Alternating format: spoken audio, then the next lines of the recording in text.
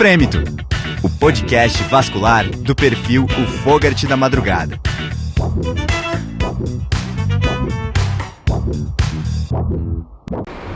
Esse é o Frêmito, podcast vascular, direto do Congresso Brasileiro de Angiologia e Cirurgia Vascular. E a gente está tendo a honra de receber a Miriam Takanayashi, que é da Regional Bahia e vai dar umas dicas e uns insights para nós aqui sobre o tratamento laser transdérmico para veias de face. Miriam, obrigado aí pelo teu tempo. Oi, obrigada pelo convite. A gente já vai começar com uma pergunta bem polêmica aí. Dá para fazer em todos os tons de pele? Tem alguma dica específica dessa parte?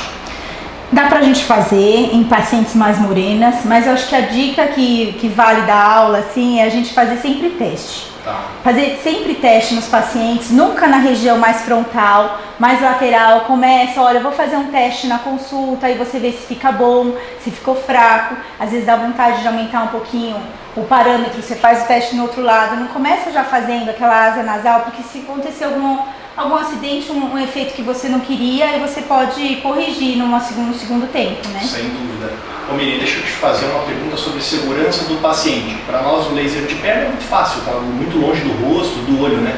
Qual é o teu protocolo de segurança para laser na face? Para garantir a segurança do paciente. O óculos é diferente. Eu sempre uso aquele óculos que oclui tudo, né?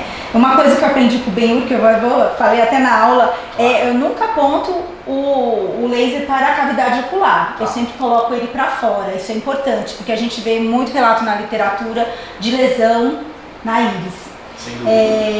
Também, assim, paciente pigmentada, né? Paciente bronzeada. Às vezes a paciente está muito... Você vê que a paciente já tem melasma, é uma paciente que já tem mais tendência a pigmentar. Então você pode usar um despigmentante algumas semanas antes.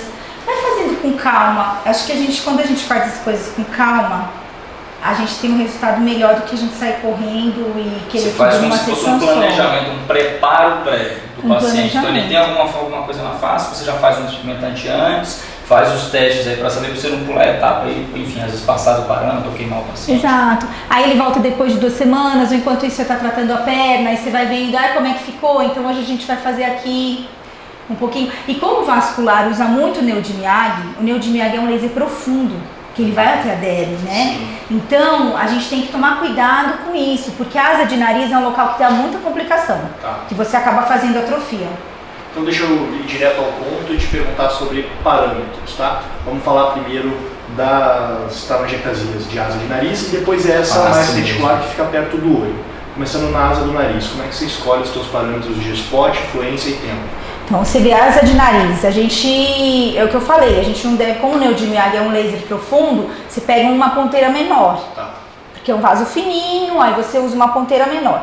Menor é o quê? 3, 2. 3, 2, exatamente. Tem até 1,5, mas 1,5 é uma ponteira muito pequenina, né? Eu não gosto muito de usar ponteira 1,5. Então você usa uma ponteira menor, de 3 para baixo, e vai fazendo. O tempo também tem que ser um pouquinho menor, né? Mas eu uso em torno de 30, por causa da fototermólise estendida. A gente usa em torno de 30. E o parâmetro, eu começo mais ou menos 120, 130, você vai testando. Às vezes você usa uma fluência que não ficou legal, aí numa outra oportunidade você pode aumentar um pouquinho. Então 3, 30, 130, 130, é um bom começo. Exato, 130. Você e tá aí, tirando para mais ou para menos. E como você está numa ponteira fina, que você sobe a energia, você tem que ter resfriamento de pele. Legal. Sim. Tem que ter Isso é resfriamento uma de exceção, pele. inclusive na prática eu tenho um pouco de dificuldade, por exemplo, você colocar o resfriamento às vezes na região de face, às vezes sufoca um pouco o paciente. Você tem alguma dica específica do posicionamento, como que você faz? Você coloca sempre assim, daqui pra lá, né? E sempre com, né? Obviamente. Existem vários tipos de resfriamento. Você tem um resfriamento que é um criogênio, que é acoplado ao laser, que ele é um resfriamento super rápido. Legal. Ele é o mais eficaz. Aí no segundo lugar vem um resfriamento de contato, que seria a ponteira de safira. E o terceiro lugar é o air cooling. Mas todos eles fazem e depois você pode colocar um pack de gelo, alguma coisa geladinha. Pode fazer. Então, por exemplo, tem protocolo até para malformação, a mancha vinho do Porto. Você pode usar o Neodimiag, tem um trabalho muito interessante que mostra, você faz o Neodimiag até você achar a mínima MPD, que é o Minimum Purpura Dose. Você vai fazendo a fluência, aumentando a fluência até aquilo escurecer. Quando escureceu, aquela é a mínima purpura dose. Entendi. E aí você consegue fazer malformação vascular, um efeito tão bom quanto o PDL. Interessante. Legal. Voltando para parâmetro, e agora falando da veia periocular, fala para nós spot, tempo e fluência que você... Então, aqui já é uma veia mais azulada. Primeiro eu diferencio o pulso, se a gente está falando de artéria temporal ou de veias mesmo. Primeiro, porque às vezes a pessoa vem com aquela cabelinho assim, cheio de voltinha, fala assim, eu quero tirar essa veia, mas não é uma veia, é uma artéria, né? Então, eu faço também um teste de pressão, puxa, isso eu não coloquei na aula. Eu faço um teste de pressão para ver se quando você vai fechar essa veia, como é que vai ficar a hemodinâmica do resto da drenagem. Porque às vezes você aperta aqui e aumenta aqui, e essa aqui, as mulheres estão loucas. Elas ficam loucas. Então você aperta e vê como é que vai ficar, porque se ficar para dentro do couro cabeludo, tudo bem, né? E aí faz teste também. Essa ruga, essa veia daqui, quando você faz, você melhora a ruga. Sim. Porque o nervo de Miyagi, eu falei, ele é um laser profundo, então você estimula derme, estimula colágeno, então essa ruga dá. Legal, vendeu o peixe bem. Essa daí eu não vontade de fazer uma boa. E aí, então pra gente escolher um spot para essa veia. Como é uma veia maior, você pode usar um spot maior, aí você vai para um spot 6, só que cuidado que você tá perto do olho. Gente, eu morro de medo de olho. Né? Direcionamento que você falou, né? O direcionamento da veia. Aí uma veia mais larga você tem que usar um tempo maior, você vai para 40, 50 milissegundos. E aí você começa com fluência, você pode fazer uma fluência mais baixa e você dá um disparo, 2 disparos. Você pode se permitir dar mais disparos, não tem problema você dar mais disparos, é só você... Uma segunda passada, por exemplo. Uma segunda passada, aí você vai vendo que o negócio vai diminuindo. Essa aqui, aí você faz aqui às vezes, né? Cuidado com a região infrapalpebral, é uma pele fina.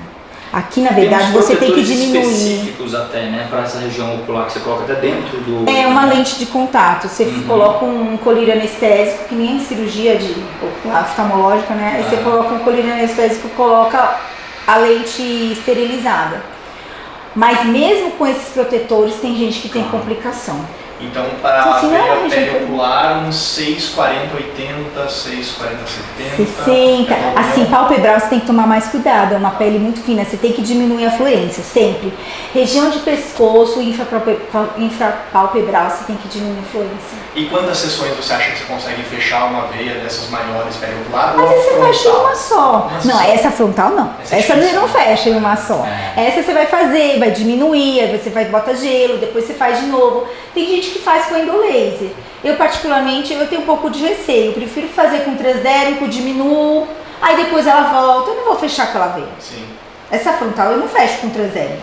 Mas ela vai diminuir, vai ficar mais discretinha, depois ela faz de novo. E aí a testa fica assim, ela vai ficar feliz.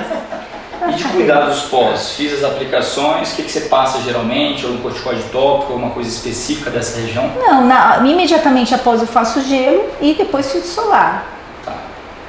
Não precisa passar nada de anti-inflamatório ou alguma coisa nesse sentido? Não costuma ficar assim inchadão, não. Entendi. Deixa uma mensagem final aí para quem ainda não faz vasos de face, mas está a fim de começar. Como que eu faço para começar, sair da inércia? Começa pela perna. Começa pela perna, essa é uma boa dica. Vai depois subir. vai pra face. Miriam, obrigadão pelo seu tempo aí.